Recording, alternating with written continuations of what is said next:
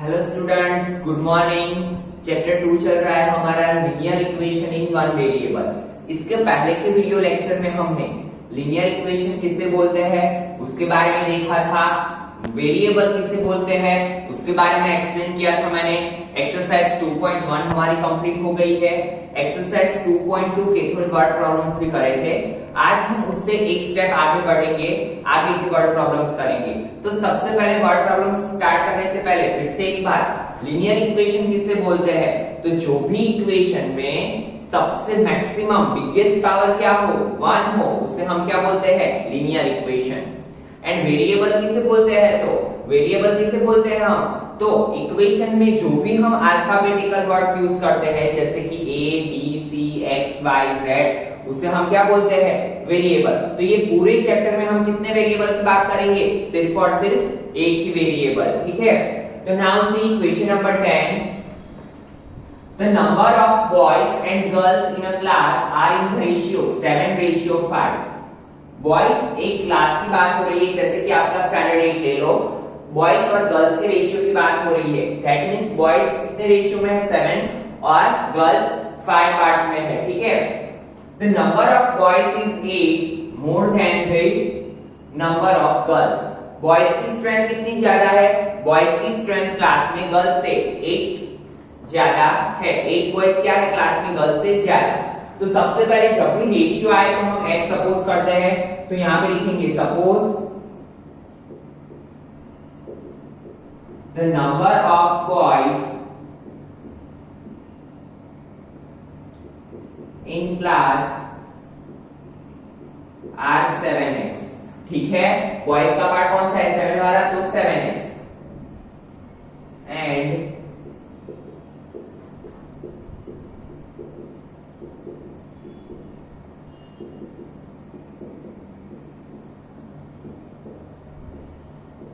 And number of girls in class are 5x। और क्या दिया हुआ है? तो number of boys is 8 more than the number of girls. तो हम यहां पे क्या करेंगे? नंबर ऑफ बॉयज कितने ज्यादा है is equal to number of girls plus 8। जैसे कि क्लास में बॉयज की स्ट्रेंथ है 20, ठीक है, और गर्ल्स की क्या होगी? तो 12 प्लस 8 करेंगे तो ही हमें 20 मिलेगा। तो number of boys is equal to number of girls plus 8, क्योंकि बॉयज की स्ट्रेंथ क्या है? गर्ल्स से कितनी ज्यादा है? 8, ठीक है। नाउ नंबर ऑफ बॉयज क्या था? 7x is equal to 5x plus 8। तो 5x पे इसे ले लो, 7x minus 5x is equal to 8। So 2x is equal to 8. So x is equal to 8 divided by 2, 2 4 सा, तो x की वैल्यू क्या मिली? 4। बट हमें क्या फाइंड करना है? Total strength. अगर हम ये वैल्यू बॉयज में और गर्ल्स में रखेंगे तो हमें बॉयज और गर्ल्स की स्ट्रेंथ मिलेगी, फिर दोनों का क्या कर देंगे हम? एडिशन। तो हमें क्या मिलेगा? Total strength. यहां पे लिख रहा हूं, देखना। तो number of boys in class is equal to 7x। that means 7 x की वैल्यू क्या है? 4। 7 4 सा 28। and number of girls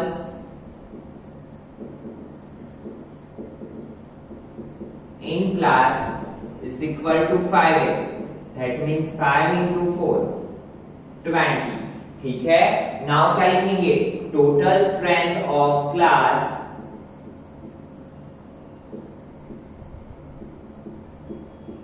is equal to क्या होगा? 28 प्लस 20, दैट मींस 48। ठीक है, 28 कौन था? बॉयज थे। 20 कौन था? गर्ल्स थी। तो टोटल क्लास की स्ट्रेंथ क्या हुई? 48। फिर से एक बार समझिए, क्या दिया था हमें? बॉयज और गर्ल्स का रेशियो दिया था। बॉयज का रेशियो 7 था, गर्ल्स का रेशियो 5 था। तो suppose the number of boys in class are 7x and number of girls in class are 5x। Boys की स्ट्रेंथ कितनी है? गर्ल्स से कितनी ज्यादा? 8। तो number of boys is equal to number of girls plus 8। तो क्या हो जाएगा? दोनों साइड इक्वल। 5x इस साइड लेके गए तो 7x - 5x is equal to 8। So 7 minus 5 2x, 2x is equal to 8, so x is equal to 8 by 2, 4, x is equal to 4. x की वैल्यू किस में रखी हमने, बॉयज में और गर्ल्स में, तो हमें क्या मिला, बॉयज की स्ट्रेंथ, गर्ल्स की स्ट्रेंथ. देन हमने क्या फाइंड किया, दोनों का एडिशन करके टोटल स्ट्रेंथ. ठीक है students, now see question number 11.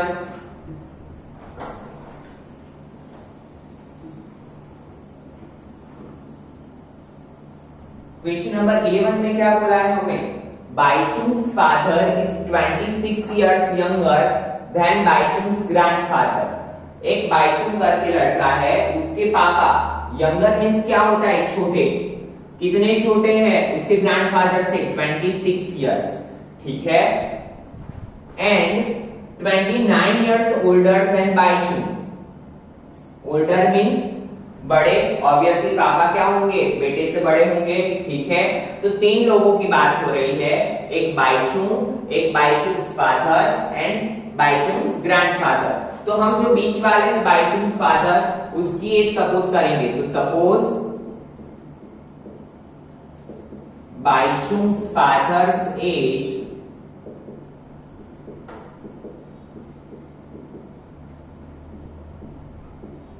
B x years.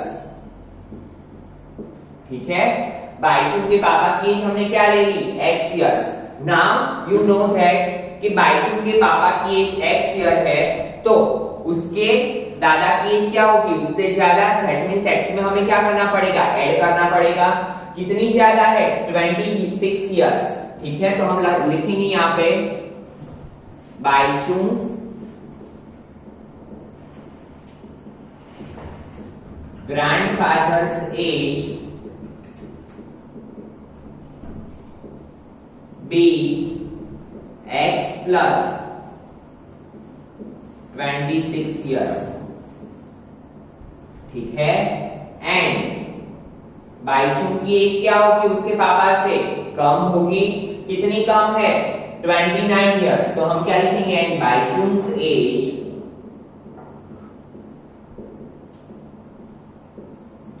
be x minus 29 years.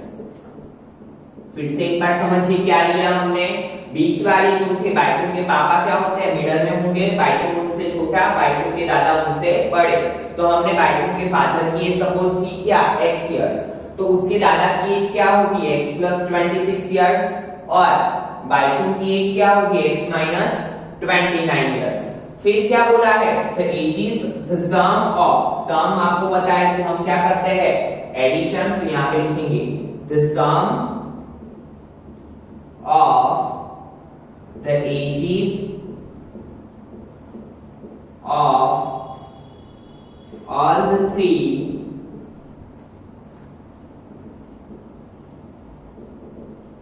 is 135 years. ठीक है, नाउ पहले क्या लेंगे हम, बाइचुंग, देन उसके grandfather x plus 26 plus x minus 29, और टोटल मिला के कितने इयर्स है, तीनों का मिला के कितने इयर्स हो रहा है, 135.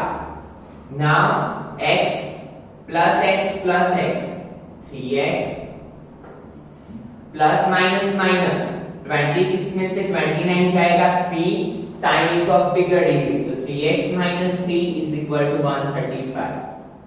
नाउ ये माइनस 3 को इस साइड ले लो, सो 3x is equal to 135 plus 3, so 3x is equal to क्या होगा, 138. Now x is equal to 138 divided by 3, 3 4s are 12, carry 1, 3 6 are 18. So x is equal to क्या मिला, 46 years. ये किसकी एज थी, बाइचुंग्स फादर 46, हमें तीनों की एज लिखनी है, तो बाइचुंग्स फादर्स एज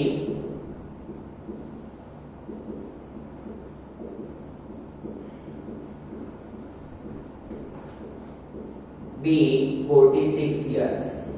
ठीक है, x किसकी एज थी, Bhaichung's father, Bhaichung's grandfather as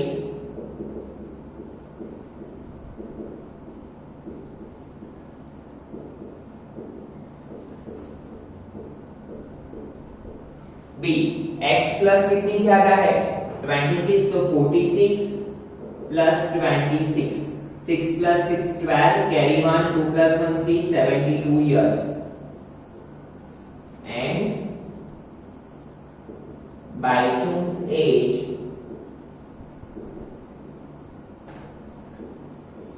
B क्या होगी 46 minus 29, 16 minus 9, 17 years.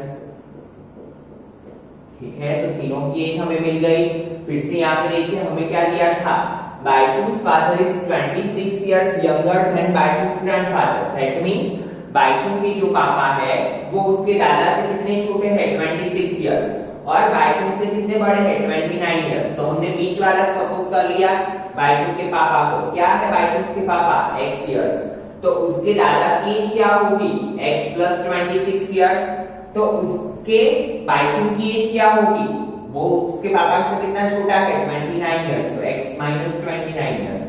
The sum of the ages of all the three, तीनों की एज का एडिशन कितना दिया है हमें 135, तो हमने x plus 26 plus x minus 29 is equal to मिला के कितना किया 135।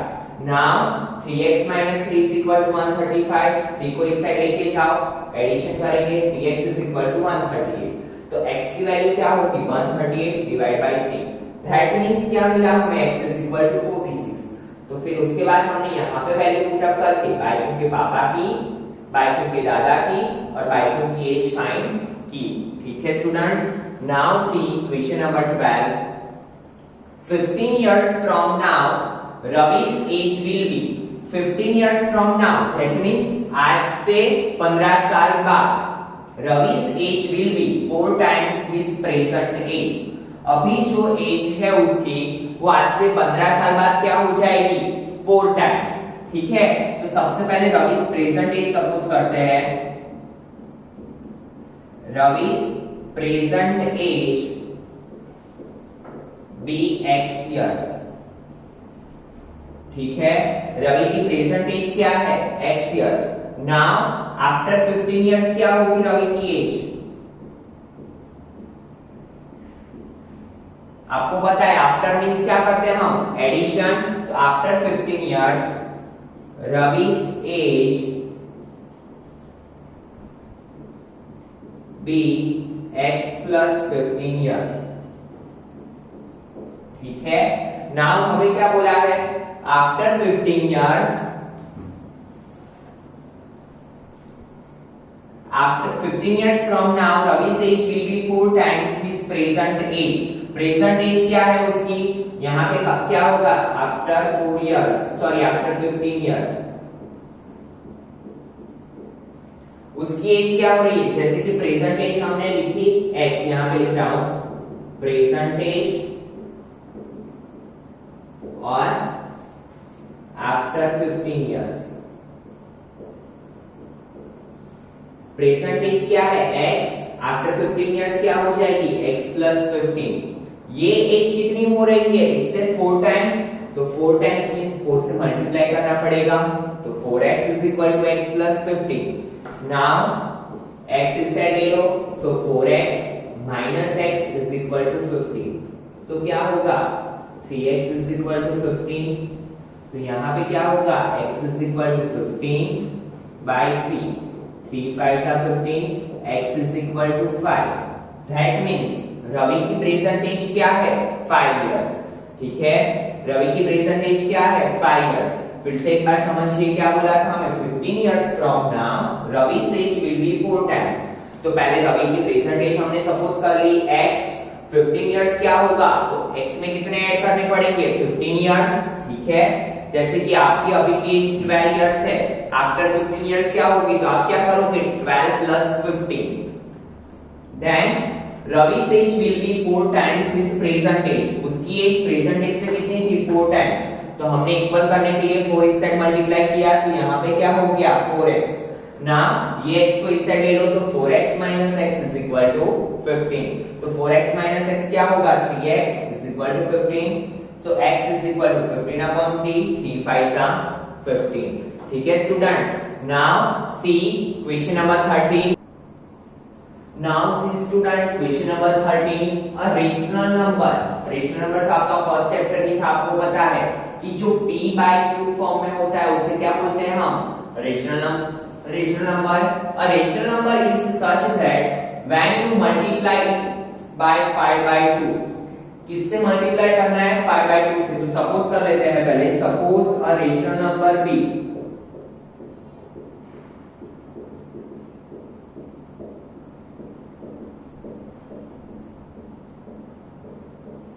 x, ठीक है।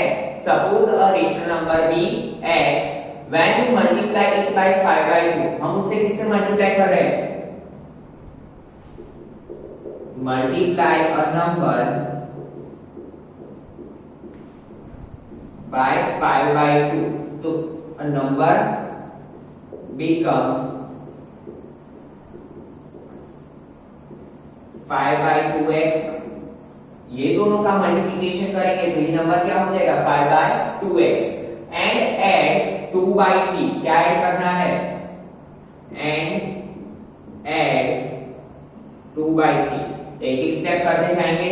तो 5 by 2x plus 2 by 3, 2 by 3 to product you get -7 by 12। हमें क्या मिल रहा है answer?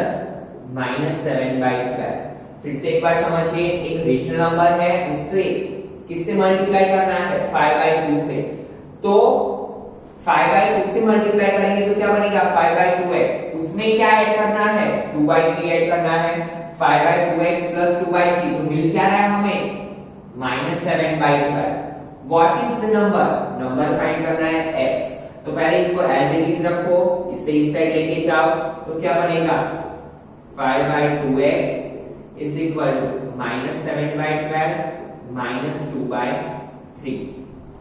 Now you know that कि जब भी डिनोमिनेटर में दो अलग अलग वैल्यूज हो तो हम क्या करते हैं? एलसीएम लेते हैं। 3 12, 3 1 जा 3 4 जा 2 1 2 जा 2 1 1, तो एलसीएम क्या आया हमारा? 12। दैट मींस दोनों के डिनोमिनेटर में क्या आना चाहिए? 12। तो यहाँ पे देखिए 5 by 2x -7 by 12, यहाँ पे तो ऑलरेडी 12 है, यहाँ पे 12 लाने के लिए क्या करना पड़ेगा? 3 4 से मल्टीप्लाई करो ऊपर नीचे, ठीक है। तो क्या बनेगा? यहाँ पे लिख रहा हूं मैं। So 5 by 2x is equal to -7 by 12 minus 2 4 जा 8 अपॉन 12, ठीक है। नाउ दोनों के डिनोमिनेटर सेम हो गए, डिनोमिनेटर को एक बार लिख लो, -7 -8, minus minus plus, so it becomes -15 upon 12। तो यहाँ पे क्या होगा? 5 by 2x। So 5 by 2x is equal to -15 upon 12। 5 3 जा 3 4 जा 3 3 cut, so 5 by 2x is equal to it become -5 by 4, ठीक है। हमें x की वैल्यू फाइंड करनी है, तो ये 2 मल्टीप्लिकेशन में जाएगा, ये 5 डिवीजन में जाएगा। तो x is equal to क्या होगा? 2 -5 मल्टीप्लाई 2, ये 5 नीचे 5 मल्टीप्लाई 4, ठीक है। सो 5 5 ऊपर नीचे कर, 2 2 जा 4, तो देखिए ऊपर कुछ भी नहीं बचा, कुछ ना बचे तो -1, साइन तो है माइनस का, वो एज इट इज रखा 1, नीचे कुछ भी नहीं है, क्योंकि नीचे क्या बचा है? 2, तो नीचे क्या आएगा? 2। तो नंबर क्या है हमारा? -1 by 2। फिर से एक बार समझिए क्या था?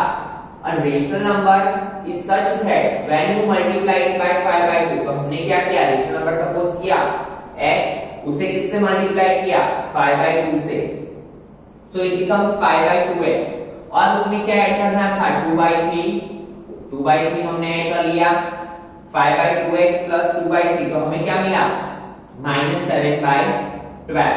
2 by 3 को हम इस साइड लेके गए तो -7 by 12 माइनस 2 अपॉन 3, तो 5 by 2x is equal to -7 by 12 minus 2 by 3, दोनों के डिनोमिनेटर अलग, तो एलसीएम लिया, एलसीएम लेने के बाद सिंपलीफिकेशन किया, तो हमें क्या मिला finally? x is equal to -1 by 2। ठीक है students.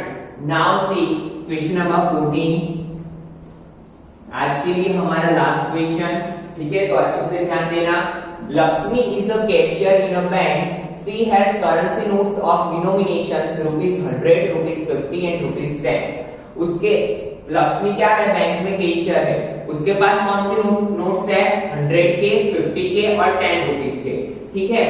The ratio of these notes is 2:3:5 और ये नोट्स का रेशियो क्या है, 2:3:5। तो हम सपोज कर लेते हैं, suppose the number of notes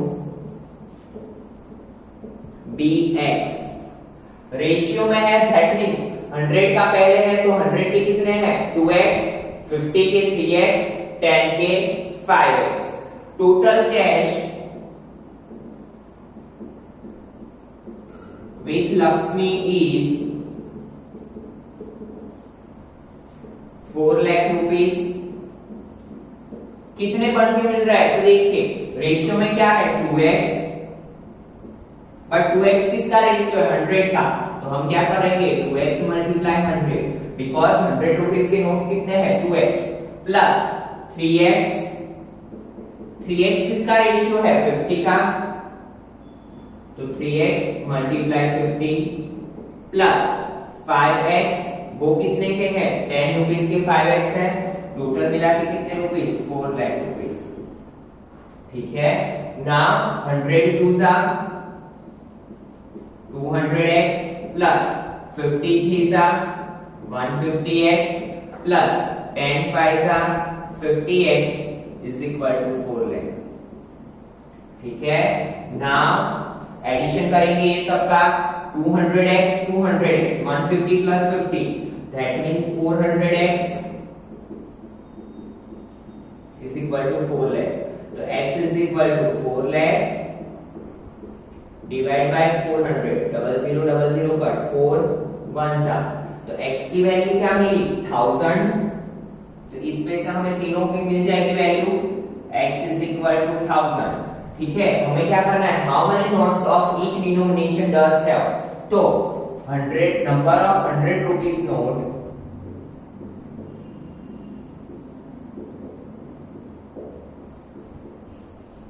is equal to 2x, 2x है तो 2 into 1000 that means 2000, ठीक है।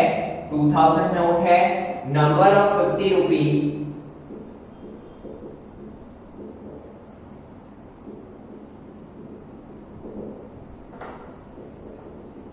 Three into 1000 3000 and number of 10 rupees note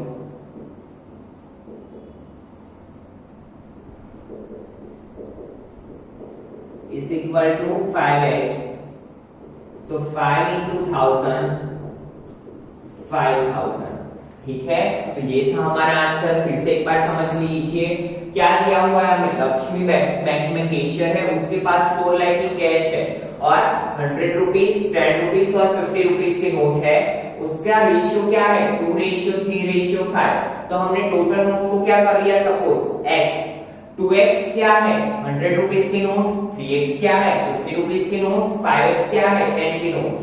तो हमने क्या किया, 2x multiply 100 plus 3x multiply 50 plus 5x multiply 10। तो 100 2 सा 200, 53 सा 150 एंड 10 5 सा 50। एडिशन करके x की वैल्यू क्या मिली, 400, 400 डिनोमिनेटर में गए तो हमें फाइनली क्या मिला, x की वैल्यू क्या थी, वो 1000।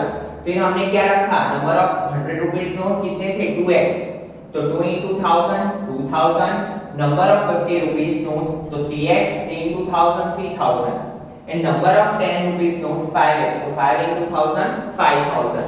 तो आज के वीडियो लेक्चर में हम यहाँ तक रखते हैं स्टूडेंट्स, और इसके बाद जब ये चैप्टर कंप्लीट होगा तो हम चैप्टर 1 और चैप्टर 2 के आपके पास जो वर्कबुक है उसके रिलेटेड क्वेश्चंस भी करेंगे, ताकि आपको उसकी भी साथ में प्रैक्टिस होती जाए, ठीक है। बट ये चैप्टर 2 कंप्लीट होने के बाद हम प्रैक्टिस सेशन रखेंगे और वो प्रैक्टिस सेशन में हम वर्कबुक के क्वेश्चन सॉल्व करेंगे। तो आज के वीडियो लेक्चर में यहाँ तक रखते हैं। Thank you students.